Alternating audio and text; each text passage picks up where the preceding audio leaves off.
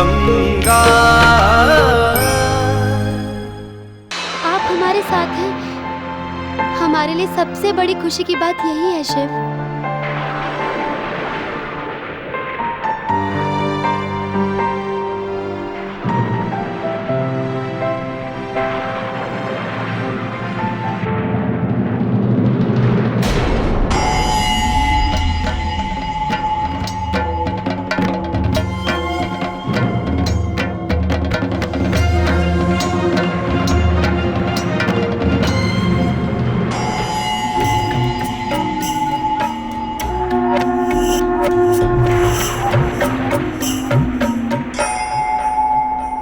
हाय राम देवर जी, आपको इतनी रात को गंगा के कमरे में इस तरह नहीं आना चाहिए था। अगर देवी साहिबा को शक भी हो गया ना कि गंगा के कमरे में इस वक्त कोई है, तो आपकी तो। लेकिन बड़ी भाभी। हाँ हाँ भाभी हूँ तुम्हारी, इसीलिए हमें तुम्हारी फिक्र है। तुम तो बिल्कुल बुद्धू हो शिव, कब क्या कैसे किस वक्त तुम्हें तो कुछ भी नहीं पता। लेकिन भाभी मैं कहाँ कुछ कह रहा हूँ। चुप रहो। गंगा तुम ही समझाओ ना इसे, अगर किसी ने यहाँ इसे देख लिया ना तो मुसीबत खड़ी हो जाएगी। हम इसे अपने साथ लेकर जाते हैं, तुम अंदर से दरवाजा बंद कर लो जल्दी। हाँ आओ आओ। लेकिन भाभी।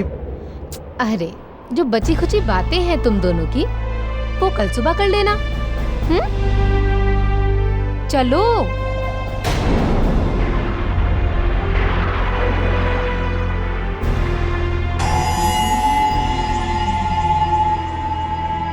जाओ।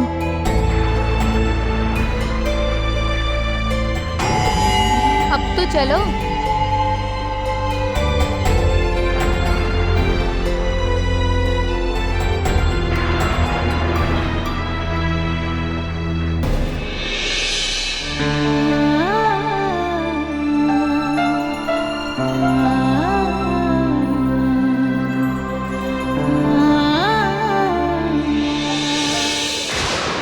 भाभी।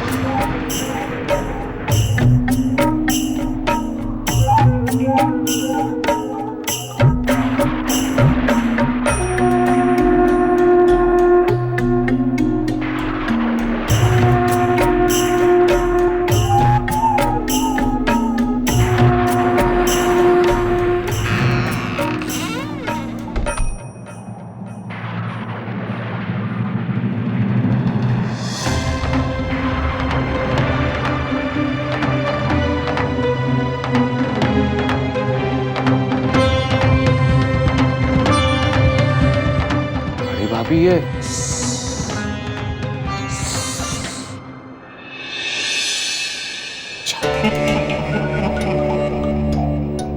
बिल्कुल चुप, आवाज मत करो शिव। देवी साहिबा खुद भी यहाँ आ सकती हैं या किसी को भेज भी सकती हैं।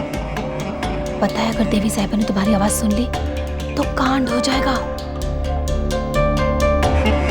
अच्छा तुम यहीं रुको, हम देख कर आए बाहर कोई है तो नहीं। ठीक है।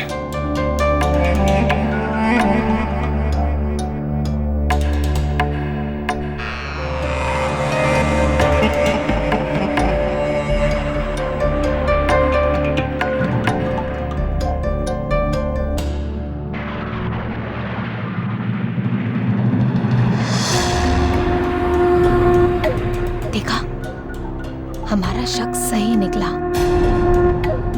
वहां किसी की परछाई दिख रही है, इसका मतलब कोई है। क्या? हाँ वो देखो, वहां देखो, ध्यान से देखो। कौन?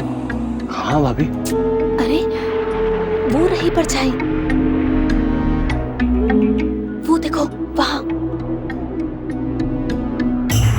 कोई है। भाभी, मुझे कोई नजर नहीं आ रहा। आओ, यहाँ आके देखो, वहाँ देखो। भाभी, आप बेवजह डर रही हैं और मुझे भी डरा रही हैं। कोई नहीं है। हम डरा नहीं रहे शिव, आप ध्यान से देख ही नहीं रहे। कैसे देखेगा देवर जी, आप प्यार में अंधे जो हो रखे हैं आजकल।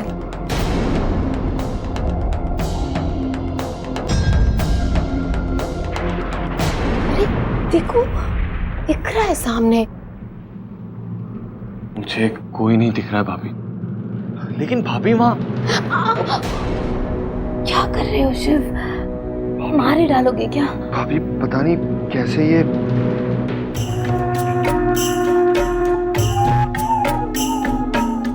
हम ठीक कर देते हैं।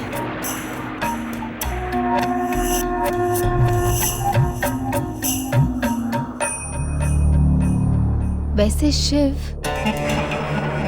हम बहुत खुश हैं। इस हवेली में किसी पर तो प्यार की बरसात हो रही है। भाभी, हमारा जीवन तो सिर्फ एक सूखा रेगिस्तान है। आप पर तो कम से कम इस प्यार की बारिश हो रही है। भाभी, आप क्या कह रही, मुझे कुछ। चुप रहो, ज्यादा भोले मत बनो, हम सब समझते हैं। बस हमें ये नहीं पता था कि हमारे भोले देवर जी इतने आशिक मिजाज के हैं। छुपे रुस्तम कहेंगे। भाभी, आप जैसा सोचे वैसा कुछ भी नहीं है।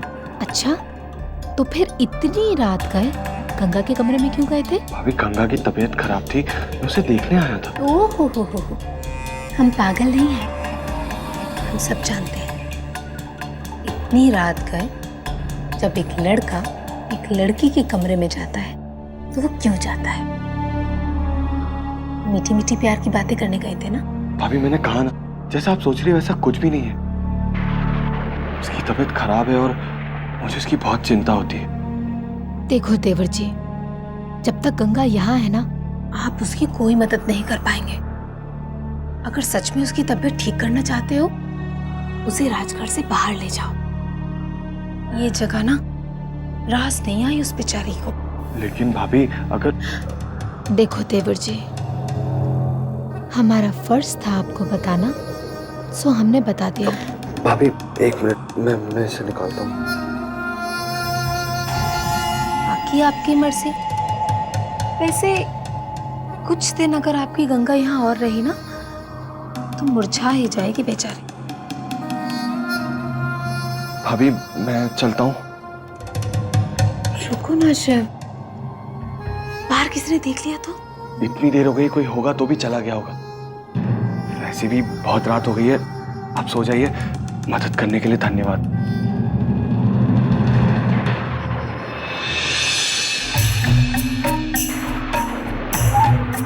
गंगा के लिए इतना दर्द और हमारे दर्द का एहसास तक नहीं।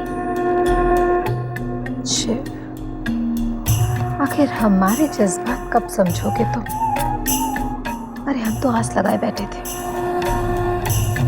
कि हम तुम्हें अपना बना लेंगे, और तुम हो कि किसी और लड़की से ही मन लगाए बैठे हो। लेकिन हम ऐसा नहीं होने देंगे।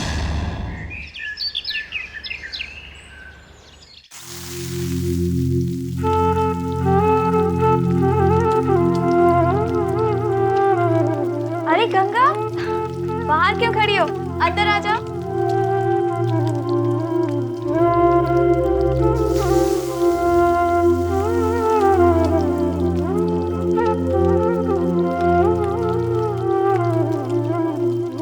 तुम्हारी तबीयत ठीक है ना? जी हम ठीक हैं भाभी। छोटी भाभी, आप हमें भी कुछ काम दीजिए ना, हम भी आपके साथ रसोई में। अरे, मेहमानों की सेवा की जाती है, उनसे करवाई नहीं जाती, समझी? मेहमान घर में खुशियाँ लेकर आते हैं भाभी, लेकिन हम तो इस घर में परेशानियाँ लेकर आए हैं। कैसी बातें कर रही हो गंगा? हम सब तुम्हें बहुत प्यार करते हैं, हम सब तुम्हारी परवाह करते हैं। लेकिन छोटी भाभी हमें खाली बैठना अच्छा नहीं लगता। आप हमें कोई काम दीजिए, हम आपके साथ रसोई में हाथ बटाएंगे। तुम तो परायों जैसी बातें करी हो गंगा। हम तो तुम्हें अपनी छोटी बहन जैसा मानते हैं। छोटी बहन बड़ी बहन का हाथ बटा सकती है ना। जिद करने में तुम बच्चों से भी बढ़कर हो। चलो अच्छा, आप ये खीर चला। चलो।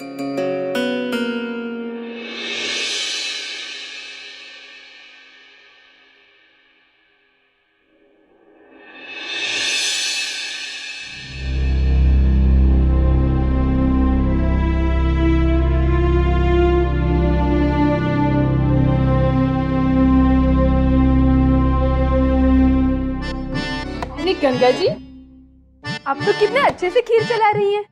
हमें तो लगता है आज आपके हाथों की खीर खाकर सब उंगलियां चाटते रह जाएंगे। हाँ, माया दी से पता चला कि तुम गिर गई थी। भगवान का शुक्र है कि ज्यादा चोट नहीं आई। और गंगा, अपनी कलाइयों को सूना मत रखा करो। सूनी कलाइयां अच्छी नहीं लगती। लाओ।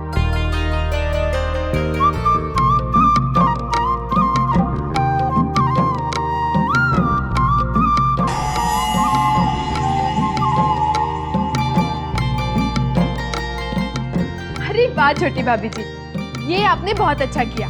गंगा जी की कलाइयों में चूड़ियां हो तो उनका रूप और भी निखर आता है। हाँ,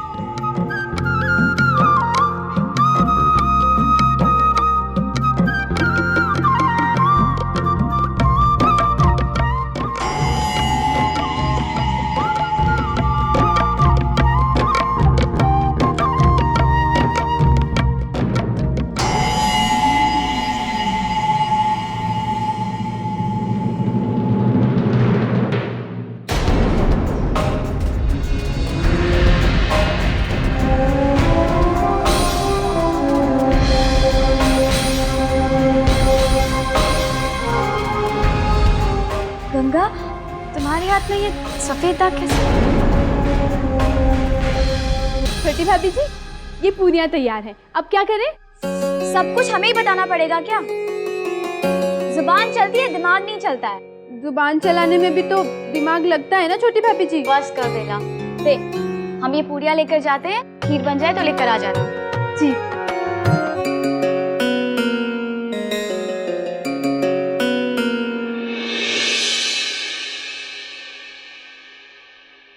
अरे छोटी, से भाग के कहाँ जा रही है? इतनी हड़बड़ाहट क्यों? दीदी, महान जी को नाश्ता देने में देर हो गई है, हमें जाने दीजिए वरना वो बहुत नाराज होंगे। अरे सुन तो, हमने तुम्हें चूड़ियां ले जाते हुए देखा था। किसके लिए ले जा रही थी? वो दीदी, गंगा की सूनी कलाइयाँ हमें अच्छी नहीं लग रही थी, तो बस वो चूड़ियां उसे पहना दी। उस श्रापित लड़की की सूनी कलाइयां तो दिख गई, लेकिन उसपे वो सफेद दाग नहीं दिखा। हाँ, वो दाग तो हमने देखा, लेकिन दीदी आप उसे श्रापित क्यों कह रही है?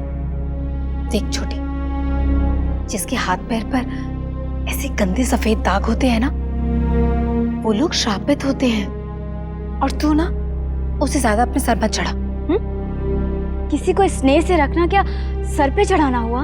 अरे स्नेह पाने के लायक है ही नहीं वो चालाक लड़की। तुमने अभी तक उसका काला दिल नहीं देखा ना, इसलिए ऐसी बातें कर रही है। कितनी चालाक है वो। हमारे शिव को बहला फुसलाकर वो हमारी हवेली तक आ गई। अरे जरा आंखें खोल के आसपास देखो, जब से वो गंगा हमारी इस हवेली में आई है, हमारे इस घर में क्या क्या नहीं हो रहा है। ऐसा क्या हो रहा है हवेली में? अनर्थ का स्वागत हो रहा है। देवी साहिबा ने तुझसे और हमसे, हम दोनों से दूरी बना ली है। देवी साहिबा ने तुझसे और हमसे, हम दोनों से दूरी बना ली है। जब तक वो यहाँ नहीं थी, देवी साहिबा के लिए हम दोनों उनकी बेटियों से भी बढ़कर थे ना। और उसके आते ही हम दोनों पराये हो गए। दीदी आप भी ना। नहीं रुको, हमने जो कहा उसका जवाब दो। क्या हमने कुछ गलत कहा? दीदी हमें लगता है कि गंगा को लेकर आपके मन में बहुत बड़ी गलतफहमी हो गई, बस। अच्छा, तो ठीक है, हमारी इस गलत फहमी को तुम ही दूर कर दो। बताओ हमें, महंत जी ने देवी साहिबा को फोन करके ऐसा क्यों कहा कि उस अनजान लड़की को हमारी इस हवेली का खास मेहमान बनाकर रखा जाए? क्यों? ऐसा क्या खास है उस लड़की में?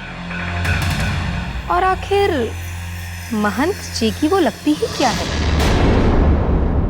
और सुनो, हमने तो देवी साहिबा को ये भी बता दिया कि भाई ये लड़की श्रापित है, इसके हाथों में सफेद दाग हैं, लेकिन फिर भी इसकी मेहमान नवाजी में कोई फर्क नहीं आया। भगवान ना करे छोटी, अगर तेरे या हमारे हाथों में ऐसे दाग होते ना तो इस घर में पता नहीं क्या हो गया होता। लेकिन उसके साथ ऐसा कुछ भी नहीं हुआ। क्यों? अरे उस बेसहारा लाचार लड़की को अगर हमारी हवेली में शरण ही देनी थी तो नौकरानी बना लेते। एक खास मेहमान बनाने की क्या जरूरत थी? आखिर रिश्ता ही क्या उसका महंत जी से? देखो छोटी, तुम ही सोचो, इतने सालों में आज तक कभी महंत जी को किसी लड़की के इतने करीब आते देखा है? नहीं ना? तो फिर इस श्रापित लड़की के साथ क्यों? याद करो कैसे महंत जी उस गंगा को अपनी बाहों में उठाकर इस हवेली में आए थे।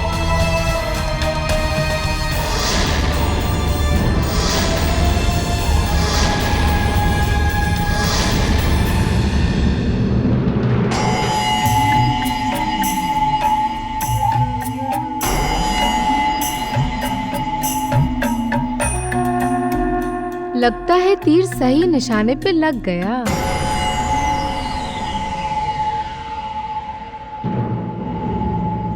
दीदी आप भी ना पता नहीं क्या क्या सोचती रहती हैं। चलिए अब नाच गाने की तैयारी करने जा रही हो? तुम लोगों को वो नहीं दिखाई देता जो मुझे दिखाई देता है? हाँ, देखो अपनी मांग देखो, इसमें अब सिंदूर पड़ने वाला है। हाँ, गले में मंगलसूत्र बंधने वाला है।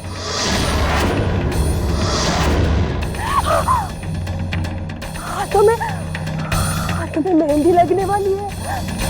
और तुम दोनों फिर से दुल्हनिया बनोगी। हाँ,